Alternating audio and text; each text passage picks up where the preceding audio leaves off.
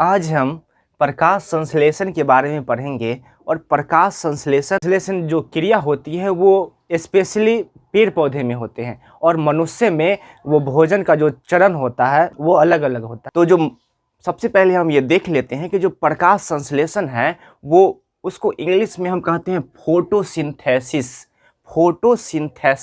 और जो फोटोसिंथेसिस है वो दो शब्द से मिलकर बना है, दो शब्द। पहला शब्द है फोस। अब फोस को हम फोटो भी कहते हैं और उसका अर्थ होता है प्रकाश, और सिंथेसिस का अर्थ मतलब होता है मिलावट। तो हम इस शब्द पे गौर करेंगे तो प्रकाश संश्लेषण का सीधी सी मतलब है प्रकाश की मिलावट। मतलब पेड़ पौधा है वो प्रकाश का मिलावट करके अपना भोजन बना लेता है। अब हम एकदम सिंपल, एकदम देहाती वाला भाषा में समझते हैं कि आखिरकार जो पेड़ पौधा है प्रकाश संश्लेषण की क्रिया कैसे करता है। तो जिस तरह आप सब अपनी मम्मी पापा को देखते होंगे घर में भोजन तैयार करने का प्रक्रम क्या है, उसमें एक मनुष्य होना चाहिए। तो यहाँ पे मनुष्य है और मनुष्य है और उसके बाद इसमें जो मनुष्य है तो उसके बाद राशन पानी की ज़रूरत होता है। मतलब राशन पानी मतलब गेहूँ चावल आटा जो भी है इसको हम राशन पानी कहते हैं। और जलावन, तो जलावन है उसमें गांव देहात जो होता है उसमें लोग अक्सर लकड़ी का उपयोग करते हैं और जो उपला होता है उसका भी उपयोग करते हैं। और उपला जो होता है उसको हम सब यहाँ पे अपने गांव में कहते हैं गोईठा, ठीक है। लेकिन यहीं पे अगर कोई सीबीएसई बोर्ड वाली बहू बन के आती है तो उसको उपला और लकड़ी की ज़रूरत नहीं होता है, उनको गैस सिलेंडर चाहिए। मतलब वो जलावन में गैस सिलेंडर का उपयोग करते हैं, ठीक है। उसके बाद वो सारा चीज़ को, सारा सामान को बर्तन में रख के बनाते हैं। अब सेम हम इससे टैग करके पौधे में प्रकाश संश्लेषण की क्रिया को समझते हैं। तो जिस तरह मनुष्य होता है तो उसी तरह पेड़ पौधा में हम हरे पेड़ पौधे ले लेते हैं, हरे पेड़ पौधे। राशन पानी, तो राशन पानी है तो जिस तरह मनुष्य है सो राशन पानी में आटा चावल दाल इसका उपयोग करते हैं, तो उसी तरह जो पेड़ पौधा है वो H2O प्लस CO2 का उपयोग करते हैं। H2O प्लस CO2, तो H2O मतलब होता है जल और CO2 मतलब होता है कार्बन डाइऑक्साइड। और जल में ही खनिज लवण मिला हुआ रहता है, ठीक है। और जिस तरह जलावन, तो जलावन जिस तरह मतलब कि खाना को बनाने का काम करता है, उसी तरह जो पेड़ पौधा में ऊर्जा का काम करता है सूर्य प्रकाश, ऊर्जा का काम। इसके बिना वो खाना नहीं बना सकता है। और बर्तन, मतलब मनुष्य है वो अपना सारा जो सामग्री है उसको बर्तन में रख के ही बनाएगा। और जो पेड़ पौधा है वो अपना जो भोजन है वो क्लोरोफिल की सहायता से उसको तैयार करेगा, ठीक है। तो इसीलिए जो पेड़ पौधा है वो प्रकाश संश्लेषण के लिए आवश्यक क्या क्या है, हरे पेड़ पौधे। मतलब जब भी होगा ये प्रकाश संश्लेषण की क्रिया तो हरे पेड़ पौधा में ही होगा। उसके बाद सेकेंड चरण हम लेते हैं तो H2O प्लस CO2, और H2O मतलब जल और CO2 मतलब कार्बन डाइऑक्साइड। और जल में ही खनिज लवण मिलाया हुआ रहता है। उसके बाद सूर्य प्रकाश, मतलब प्रकाश संश्लेषण की क्रिया में सूर्य प्रकाश का होना बहुत ही ज़रूरी है। सारा चीज़ को वो क्लोरोफिल, जिसको हिंदी में हम पर्णहरित कहते हैं, उसकी सहायता से वो प्रकाश संश्लेषण के जो चरण है उसको पूरा कर लेते हैं। अब समझ लेते हैं जो प्रकाश संश्लेषण जो क्रिया होती है उसमें चरण क्या है। तो सबसे पहले हरे पेड़ पौधे हैं वो सूर्य प्रकाश की उपस्थिति में वायुमंडल से CO2 मतलब कार्बन डाइऑक्साइड है वो ग्रहण कर लेते हैं। उसके बाद वो पर्णहरित, जिसको हम हिंदी में क्लोरोफिल, उसकी सहायता से सूर्य की उपस्थिति में, इसको हम ग्लूकोज कहते हैं, ग्लूकोज ऑक्सीजन तथा जल का निर्माण करता है। तो ये सारा जो प्रक्रम हुआ इसी को हम कहेंगे प्रकाश संश्लेषण। ये जो नीचे दिया हुआ है इसको हम कहेंगे प्रकाश संश्लेषण की रासायनिक समीकरण। ये रासायनिक समीकरण है। तो यहाँ पे हम ले लेते हैं CO2 मतलब कार्बन डाइऑक्साइड, H2O का मतलब होता है जल और इसी के साथ रहता है खनिज लवण। जल और प्लस में खनिज लवण, खनिज लवण। सूर्य प्रकाश की उपस्थिति में, सूर्य प्रकाश यहां पर दे देते हैं, पर्णहरित की सहायता से, जिसको क्लोरोफिल कहते हैं, पर्णहरित की सहायता से ग्लूकोज का निर्माण करता है, ग्लूकोज,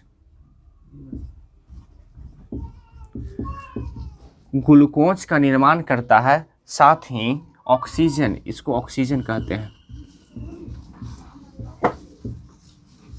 और ये जल हो गया। तो ये जो समीकरण है वो प्रकाश संश्लेषण का रासायनिक समीकरण है, जिसको हम फिर से समझ लेते हैं। जो प्रकाश संश्लेषण जो क्रिया होता है उसी का रासायनिक समीकरण है। तो सबसे पहले CO2, तो CO2 लेता है पेड़ पौधा है वो वायुमंडल से, मतलब आसमान से लेते हैं, और जड़ से, ये जड़ है, जड़ से जल तथा खनिज लवण लेते हैं पेड़ पौधे, मतलब जल में ही खनिज लवण मिला हुआ रहता है। उसके बाद पर्णहरित की सहायता से, मतलब जो भी प्रकाश जो खींचा जाता है वो पर्णहरित मतलब क्लोरोफिल ही खींचता है। पर्णहरित की सहायता से वो ग्लूकोज का निर्माण करता है, और ग्लूकोज के निर्माण के साथ साथ ये ऑक्सीजन का भी निर्माण करता है, और थोड़ा बहुत मात्रा में जल का भी निष्कासन करता है।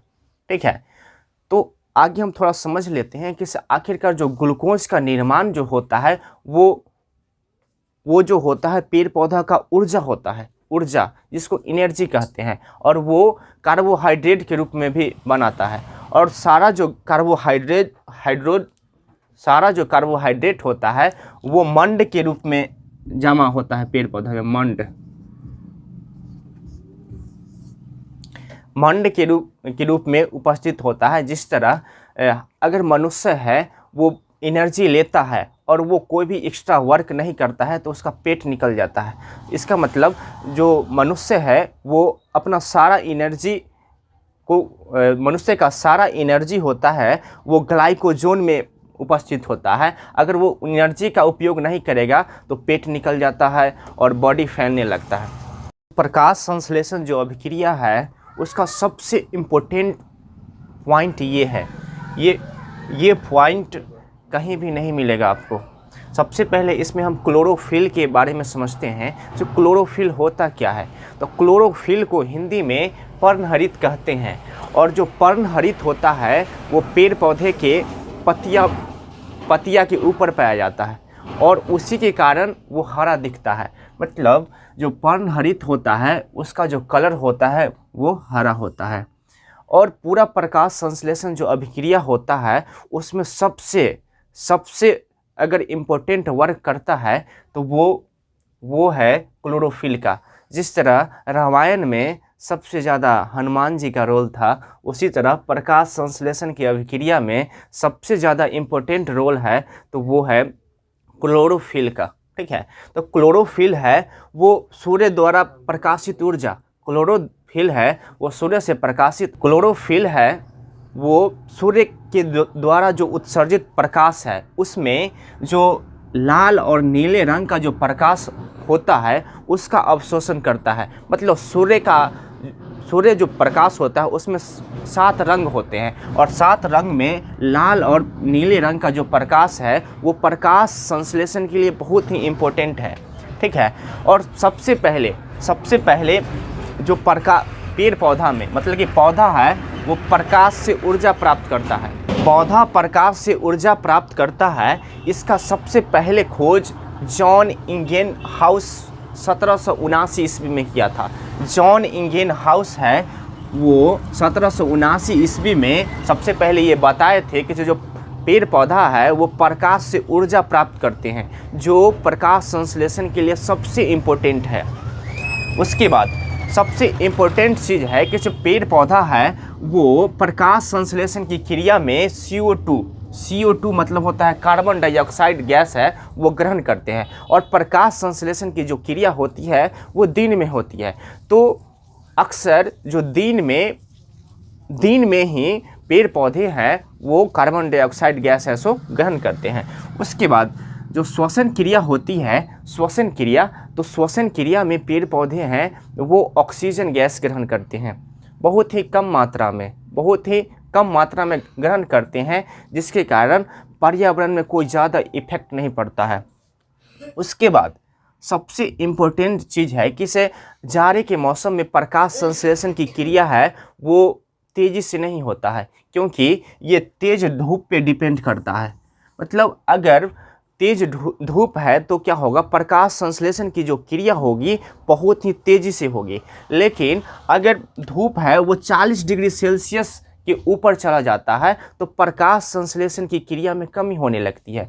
आप देखते होंगे कि इसे अक्सर जब किसान लोग हैं वो अपना फसल उपजाते हैं और तेज़ धूप हो जाता है तो कहते हैं कि से मेरा फसल सूख गया है। तो यही वजह है, अगर टेम्परेचर 40 डिग्री सेल्सियस के ऊपर चला जाता है तो पेड़ पौधे हैं वो अपना प्रकाश संश्लेषण की क्रिया है वो ठीक से नहीं कर पाते हैं।